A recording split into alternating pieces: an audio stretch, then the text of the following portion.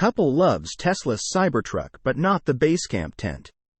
Recently, YouTube's Kara and Nate had the opportunity to live with a Tesla Cybertruck for 72 hours. Their channel focuses on RVs, van life and camping, so they are not your typical car reviewers. That's why their video focuses instead on the Basecamp, the newest tent bed accessory for the Cybertruck. But first, the couple did have some observations about the Cybertruck itself. Kara says the interior is simple, sleek, futuristic looking.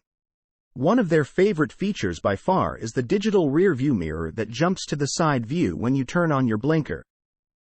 In fact, they were fascinated by how the screen controls pretty much everything in the truck and shows you what is happening while it's happening. Best of all, they can watch Mr. Beast while waiting at a supercharger. Substitute Mr. Beast for a YouTuber of your choice. I absolutely love it, Nate said. I think it's the coolest truck in the world. While it is interesting to see the reactions of non-enthusiasts to a vehicle as unusual as the Cybertruck, we're here for their expertise on camping and van life. On this front, their first impressions of the Basecamp are not as positive as the Cybertruck itself. Whoever designed this tent is not actually a camper, Nate explains. I don't know why you wouldn't run some type of accessible outlet into the Basecamp. There's no way to do anything with electricity or lights inside of the tent. They suggest some kind of flexible light bar that could run along the roof of the tent, or somewhere to charge your phone. For the price, this could have easily been included as an integrated feature rather than running your own cord or battery pack. The low-tech nature of the Basecamp continues with the assembly. Why does the Tesla Basecamp come with a bicycle pump? Nate continued. I could not believe it when I opened the duffel bag and this was inside. I thought surely this is a backup scenario.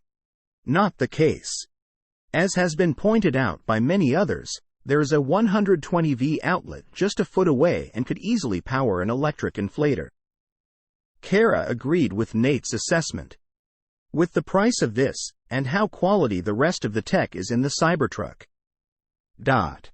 It just really feels random. Nate also felt that the foam mattress could have been far more comfortable. The tent is already inflatable.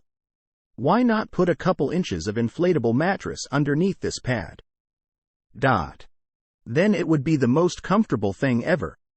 To give a good idea about how much work is required in the Basecamp's assembly and disassembly, Nate filmed the entire process. It took 17 minutes to tear down on his first night and did not go smoothly. He ran into several issues, including accidentally snapping off the hinge mechanism on one of the legs. When setting up the tent for the second night, the process went a bit better. On average, Nate says that once you learn the process, the setup and takedown should take about 10 minutes.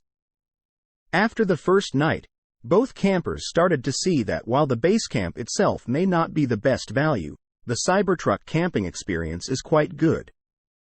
While Nate says that a van is typically more convenient for camping than a Cybertruck. Comparing it to the alternative of tent camping, this is 10 times better than a tent that sets up on the ground. There are some ways in which the Cybertruck exceeds the capabilities of a van build. On the second night, they realized they could turn on the truck's bed lights for some evening lighting. Due to the large size of the EV's battery, they were able to boil water and air fry at the same time while only using 2% of the battery pack. While this feature is not unique to the Cybertruck, it is an undeniable benefit of camping with an EV. By comparison, if they simply boiled water twice in their van, it would drain almost the entire battery. But with an EV, you've got your own power supply when you come out into the desert like this. Source: reposted and summarized from @insideevs.